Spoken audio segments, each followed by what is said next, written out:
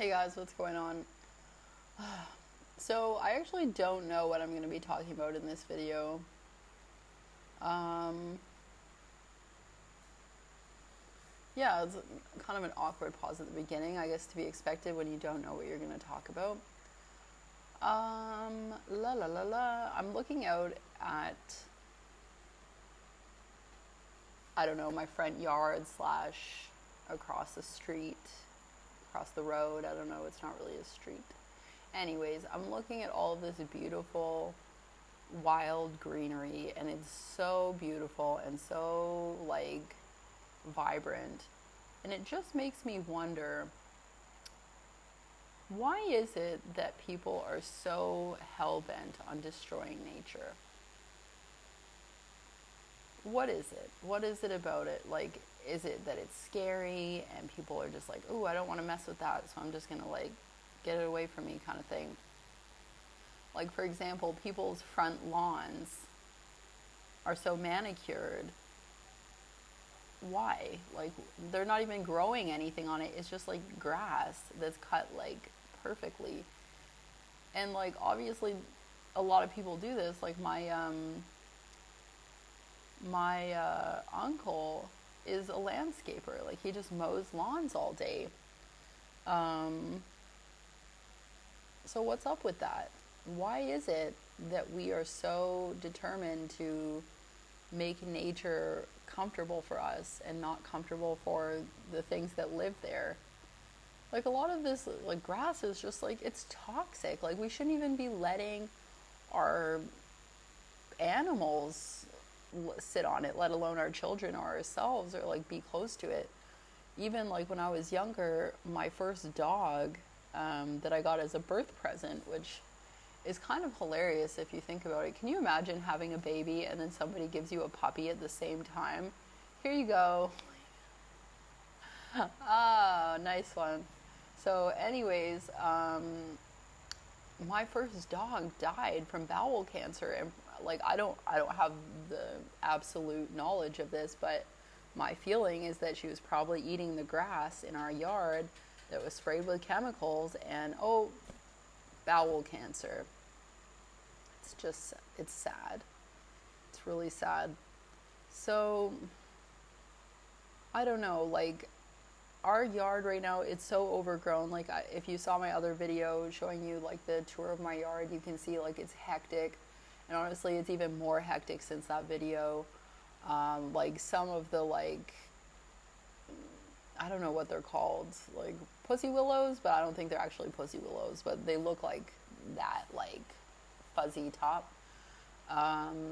They're like taller than me, and I'm just like, what am I going to do with all this? Like, there's no way that I can really grow anything, while it's all there, because A, they're invasive, and B, they just take over. Well, that's what invasive is, but also they spit seeds everywhere.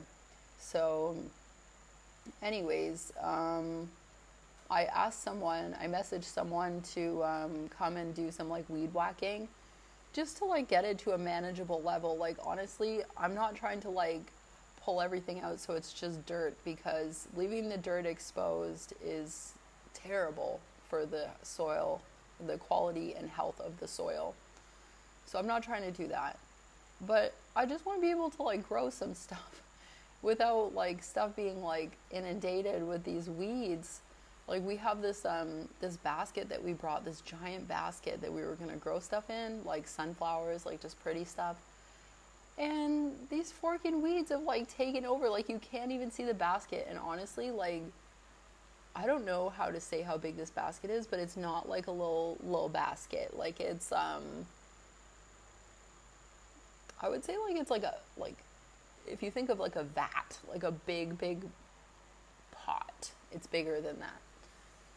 That's so unhelpful. Anyways, so, um, yeah, I don't know. I don't know. I need to get this stuff weed whacked. But also, when you just go out there and just observe, there is so much going on. Like, there is so much like biodiversity. There's butterflies, there's lizards, there's I probably snakes. I haven't seen any in the yard, but I know that they're around. there's bugs. I took a picture of a beautiful praying mantis last a couple nights ago, a few nights ago now, and it's just amazing what is out there. So my partner is like, don't weed whack everything, because then, you know, we won't have this like beautiful like naturey space for all of the like wildlife.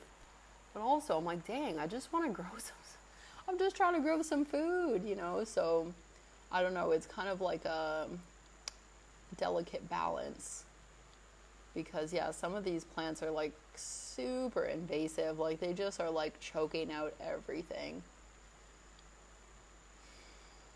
That's the beauty though of experimentation and just like having a garden that you can just kind of like mess around with. I'm obviously not super dependent on, you know, yield or anything like that. It's just kind of an experiment for now. But it's been really fun to be gardening and to be able to see some bugs and creatures that honestly, like, I haven't seen in a long time, especially not in Canada. Everything's so like manicured and just like touched. You know what I mean? Like everything is like touched by a human, so it's all like cleaned and like, I don't know. Obviously there's parts of Canada that are like complete wilderness and not, they're untouched.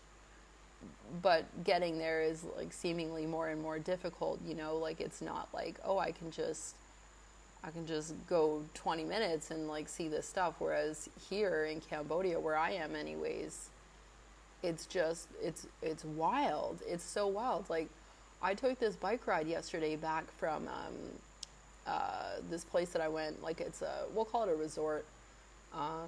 And honestly, like I felt like I was like in a forest. I was like, oh, this is amazing. And the road was a disaster. I mean, I was on my bicycle, so it wasn't that big of a deal, but like disaster meaning it was just like hills and bumps and giant rocks and all this stuff. But it was so fun. I'll have to maybe make a video of this road sometime, because it's just, honestly, it was charming. It was absolutely charming. I don't think a car can go on it. Maybe it can. Maybe like a 4x4 vehicle. So, yeah, I am just... Moral of the story, guys, I love living in Cambodia. I love being here. I love seeing nature things. It's so healing and so like soothing for my soul, and I just love it. And I really think that a lot of people need more of this nature experience, not manicured, not like perfectly planted, like just like a mess of stuff going on. You know what I mean? So yeah, guys, I don't know. If you have a lawn, if you own a home and you have a front lawn, please, this is my call to you, please just let it go wild. Maybe, I don't know, chop the grass, plant some stuff in it, or just rip out the grass if you can, and just grow things. It doesn't have to be, you know, food if you're not interested in that, but like grow some flowers, grow some things for some pollinators. Just let it grow. Just let things grow and see what happens. Like, and for those of you that are worried about how it looks, like, who cares? It's, you're revitalizing the planet. You're, you know, reestablishing native plants by just letting things grow. And I don't know, for those people that are like, that looks unkempt, you're unkempt. So yeah, guys, that's my message for today. Just let nature into your life in any way you can. Even if you live in an apartment, get some house plants, get some nature back in. It's so soothing and healing, and just like, it's like an antidepressant. And I'm not saying that, you know, get a house plant and you won't be depressed anymore. Obviously not. That's not going to fix everything. But it does help, and every little bit helps, right? So yeah, guys, love nature, and I love you. See you.